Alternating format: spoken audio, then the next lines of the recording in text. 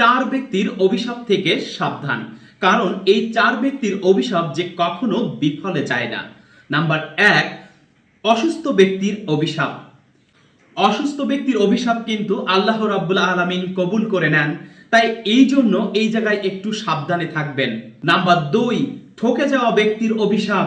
যে ব্যক্তিটি আপনার কাছ থেকে ঠকে গেছে, সে যদি তার দীর্ঘশ্বাস ফেলে আপনাকে অভিশাপ দেয়, তাহলে কিন্তু আল্লাহ রাব্বুল আলামিন সেটা কবুল করে নেবেন।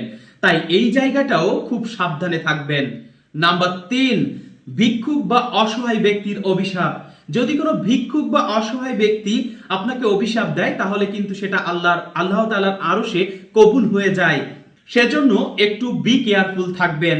যে মানুষটা আপনার কাছে হাত পেতেছে, তার সামর্থ্য নেই, আর আপনার সামর্থ্য আছে বলেই সেই মানুষটা কিন্তু আপনার কাছে হাত পেতেছে।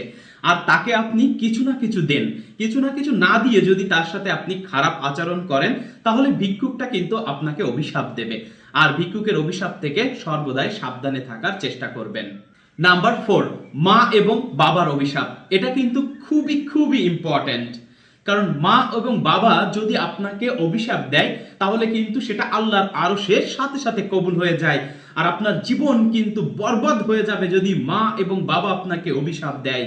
তাই সবসময় মা বাবার সাথে ভালো ব্যবহার করবেন এবং মা বাবার কাছ থেকে সবসময় আশীর্বাদ পাওয়ার চেষ্টা করবেন, নতুবা কিন্তু আপনার জীবন বরবাদ হয়ে যাবে। আমরা যদি কোনোদিন মা বাবার সাথে চরমভাবে ভুল করে থাকি, তাদের মনে আঘাত দিয়ে থাকি, তাহলে অবশ্যই তাদের কাছ থেকে ক্ষমা চেয়ে নেব, মাপ চেয়ে নেব।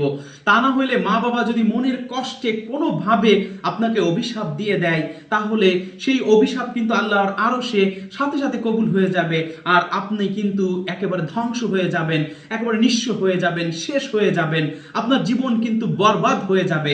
তাই মা বাবার কাছ থেকে সবসময় ভালো দোয়া আশা করবেন এবং ভালো ব্যবহার করবেন, তাদেরকে সম্মান করবেন, তাদের কথা শুনবেন, কারণ বাবা মাই যে আপনার জীবনের সবথেকে মূল্যবান সম্পদ, আর বাবা মাই যে আপনার জীবনের মাথার মুকুট এবং বাবা মা আপনার মাথার উপরের ছায়া।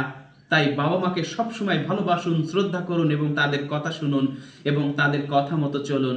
তাদের মনে কখনোই কষ্ট দেবেন না।